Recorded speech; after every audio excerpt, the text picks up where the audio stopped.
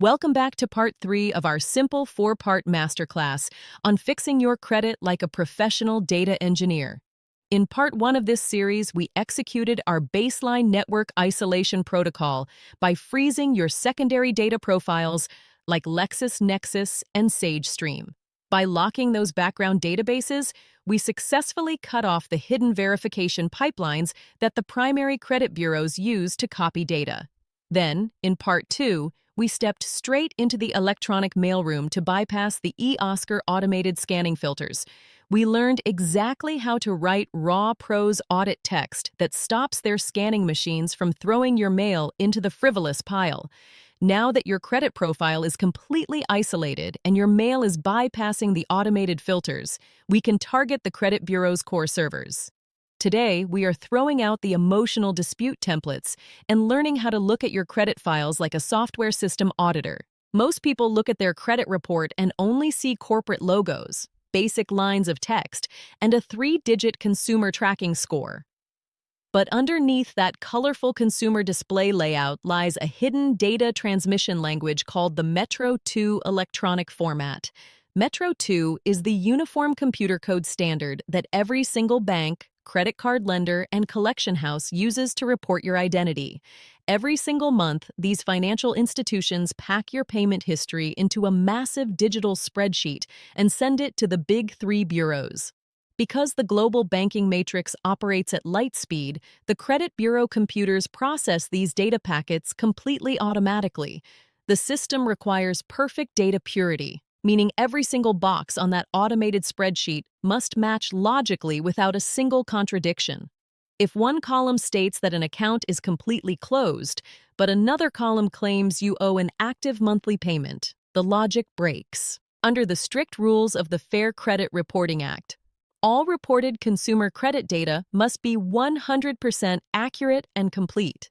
But because thousands of independent debt collectors use cheap, outdated database software, bad formatting bugs are absolutely everywhere.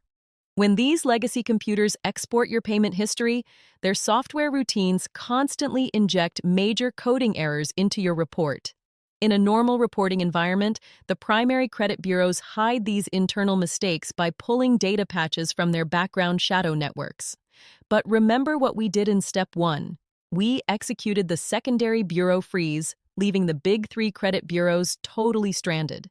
They can no longer ping LexisNexis or SageStream to quietly verify a broken line of data or patch up a software glitch.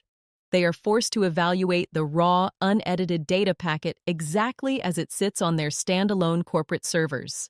When you strip away their background backup networks, their internal reporting errors become completely exposed to a basic compliance audit. The absolute most common software glitch hidden on your credit report right now is the closed account active payment bug. When an account is officially charged off by a credit card lender or sold to a third-party collection agency, that line item is legally closed. When an account is closed, the industry-wide Metro 2 coding rules require the scheduled monthly payment box to drop to absolute zero. Because the account is dead, you no longer have an active, recurring monthly obligation under a standard revolving credit contract. Yet, if you look closely at a raw paper credit report layout, you will frequently find a dollar amount still sitting in that box. A cheap collection agency will buy an old debt and report the total amount in both the balance box and the payment box. This creates an impossible logical contradiction that directly violates the strict programming rules of the Metro 2 standard. The data spreadsheet is simultaneously telling the bank's underwriting computer that the account is dead, but that a payment is due tomorrow. This single, silent formatting mismatch automatically triggers an instant risk rejection from machine learning banking models. The underwriting computer looks at that active monthly payment box and adds it straight into your live debt-to-income ratio calculations. The system automatically calculates that you have less disposable income than you actually do, cutting down your real borrowing power. You are denied funding not because of your score, but because an old banking computer failed to clear a data field properly. To identify these silent funding killers, You must stop looking at mobile apps and order real, raw paper reports from the bureaus. You need to see the side-by-side data layouts for all three credit bureaus to locate the discrepancies column by column. Look closely at every single negative account, charge-off, or collection line item and find the scheduled payment box. If the account status is listed as closed or transferred, but that payment box shows a dollar value, you have caught the glitch. You have documented a direct violation of data standards that the collection agency is completely unequipped to defend. When you point out these exact coding contradictions, you are not writing an emotional letter begging for customer service sympathy. You are submitting a technical compliance audit that targets the software integrity of the reporting system itself. You write a short, precise notification stating that the data packet fails the basic logical rules of the Metro 2 layout. You point out that the company is reporting conflicting values across boxes that cannot both be true at the exact same time. When the credit bureau's computer receives this audit, it tries to run an automated check to fix the error. Because your secondary background databases are frozen, the computer cannot find an outside tracking anchor to patch the gap. The Bureau is left with an invalid, contradictory data file that openly violates federal accuracy mandates.